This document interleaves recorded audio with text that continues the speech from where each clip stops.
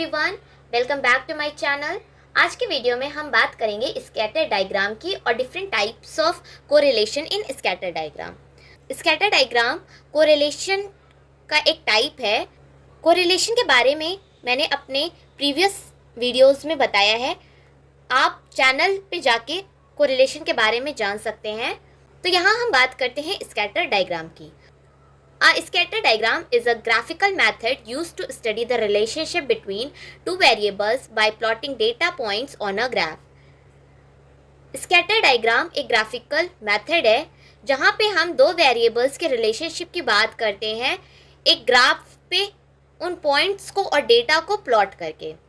It helps in visually identification the direction and strength of correlation between variables without performing complex calculation.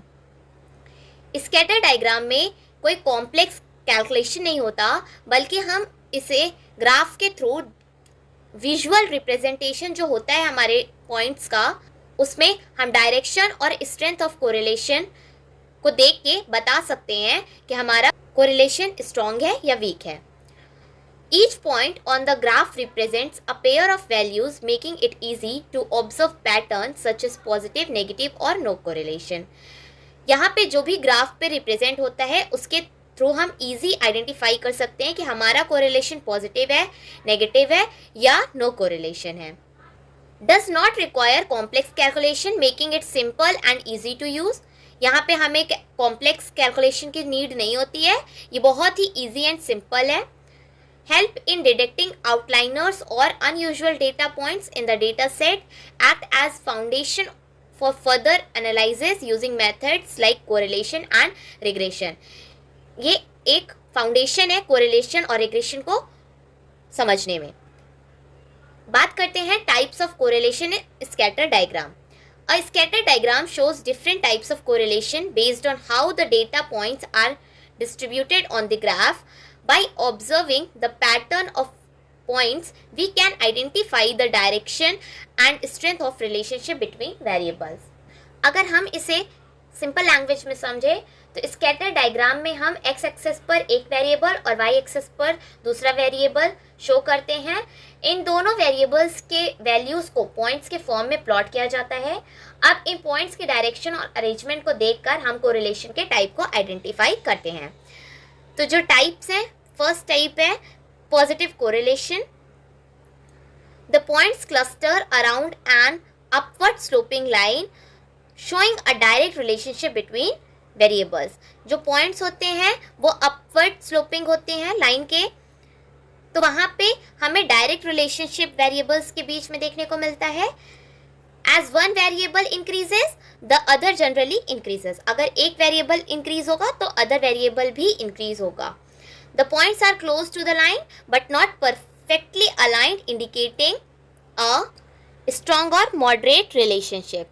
It means कि जो points होते हैं वो lines के पास होते हैं और वो हमें शो करता है कि हमारा जो relationship है वो strong है या moderate है। लाइक आप यहाँ एक ग्राफ देख रहे होंगे रफली, यहाँ पे जो हमारे पॉइंट्स हैं वो एक लीनियर जो लाइन ड्रॉ हुई है उसके पास में है और यहाँ पे जो लाइंस हैं उनसे दूर हैं जो हमारे पॉइंट्स हैं। तो अगर पास होता है एंड अपवर्ड डायरेक्शन में होता है तो वहाँ पे हाई डिग्री पॉजिटिव कोरिलेशन है। अगर दूर होते हैं पॉइंट्स और अपवर्ड डायरेक्शन में है तो वहाँ पे लो डिग्री पॉजिटिव कोरिलेशन है। नेक्स्ट है नेगेटिव कोरिलेशन।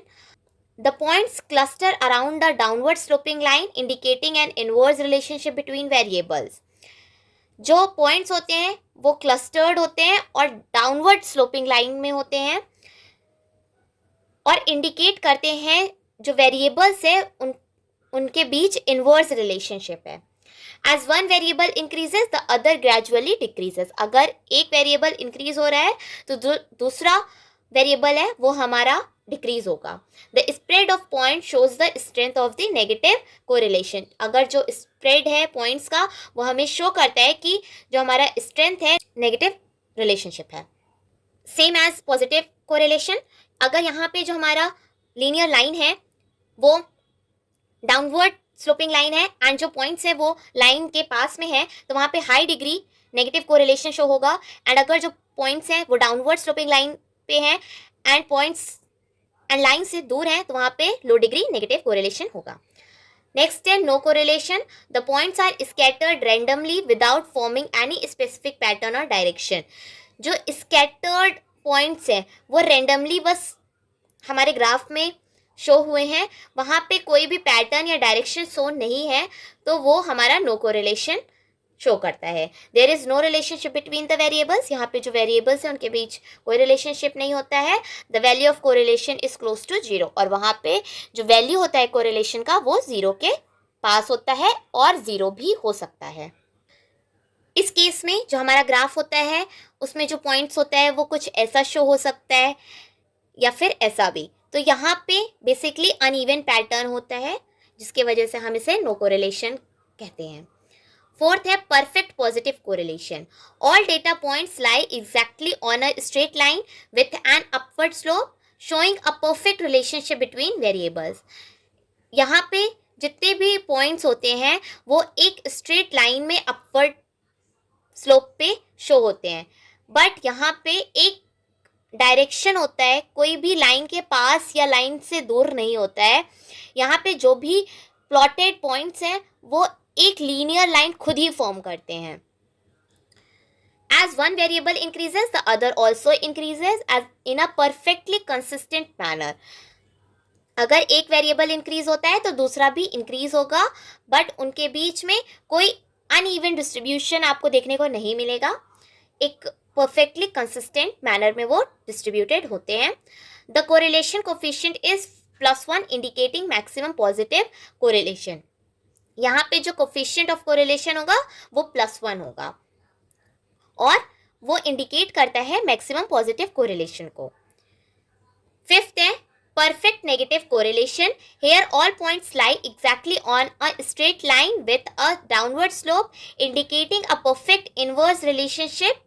यहाँ पे जितने भी पॉइंट्स होते हैं वो एग्जैक्टली स्ट्रेट लाइन पे प्लॉट होते हैं, बट वो डाउनवर्ड स्लोप पे होते हैं एंड इंडिकेट करते हैं परफेक्ट इनवर्स रिलेशनशिप को। As one variable increases the other decreases in a perfectly consistent manner.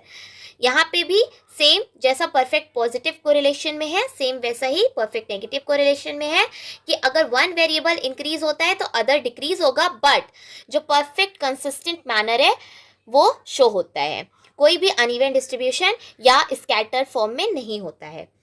The correlation coefficient is -1 indicating maximum negative correlation.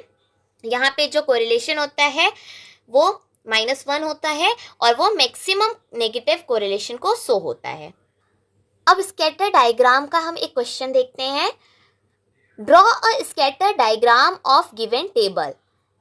यहाँ पे हमें एक स्कैटर डायग्राम बनाना है।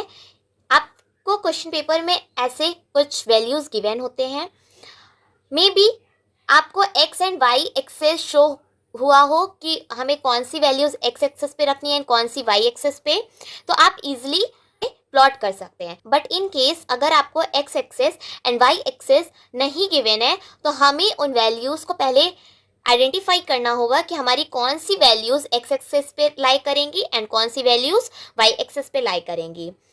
लाइक हमारा क्वेश्चन है settlement frequency and relative relief पे, तो जो सेटलमेंट फ्रिक्वेंसी है वो हमारी वाई एक्सेस पे शो होगी और रिलेटिव रिलीफ एक्स एक्सेस पे शो होगी।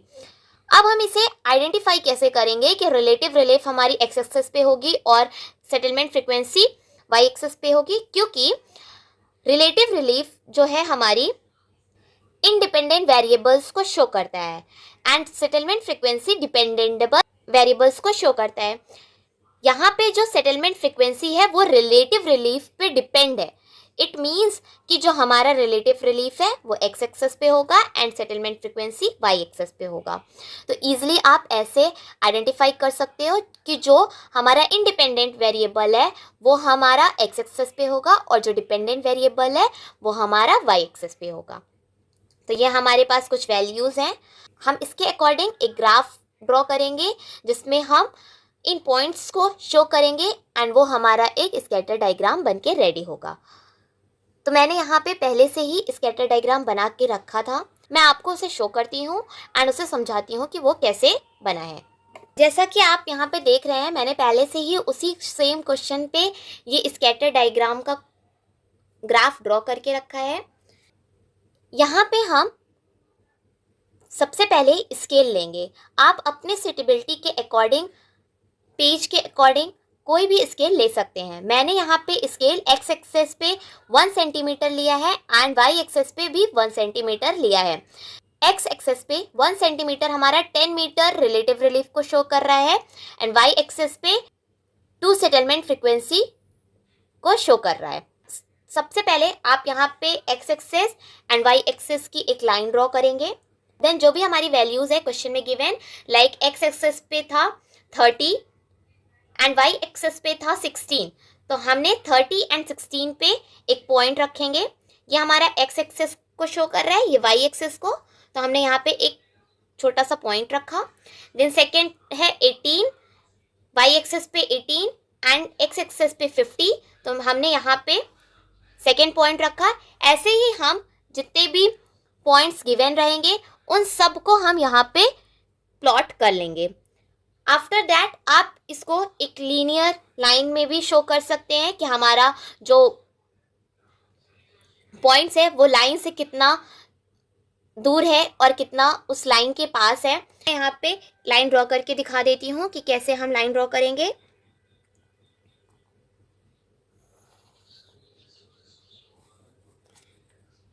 ये एक हमारी लीनियर लाइन हो गई।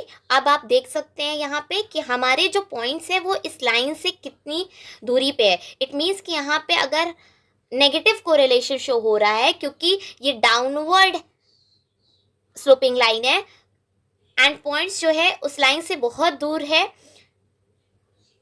तो यहाँ पे low degree negative correlation show हो रहा है। अब आप जो भी स्कैटर डायग्राम बनाएंगे प्लॉट करने के बाद, उस ग्राफ के बेसिस पे, उस क्वेश्चन के बेसिस पे एक इंटरप्रिटेशन राइट डाउन करेंगे। इंटरप्रिटेशन में मैंने यहाँ लिखा है, the scatter diagram shows the relationship between settlement frequency and relative relief. जो ये स्कैटर डायग्राम है ये दो वेरिएबल्स जो हैं उनको शो कर रहा है एंड वो variables settlement frequency and relative relief के हैं। Second thing is that there is a general negative correlation between two variables. यहाँ पे हमें नेगेटिव कोरिलेशन देखने को मिल रहा है दो वेरिएबल्स के बीच में। As the relative relief increases the settlement frequency tends to decrease. जैसे जैसे रिलेटिव रिलीफ हमारा इंक्रीज हो रहा है वैसे वैसे जो हमारा सेटलमेंट फ्रिक्वेंसी है वो डिक्रीज हो रहा है। This indicates that people prefer to settle in areas of lower relief rather than in high relief. तो हम इस डेटा के एंड इस ग्राफ के थ्रू समझ सकते हैं कि ज़्यादातर जो पॉपुलेशन है वो लोअर रिलीफ पे रहना प्रिफर करती है, ना कि हाई रिलीफ पे। तो ये था हमारा स्कैटर डायग्राम का एक्सप्लेनेशन। होप सो आपके लिए ये वीडियो हेल्पफुल हो। अगर आपको मेरी वीडियो अच्छी लगी हो तो please do like, share and subscribe my channel. Thank you for watching.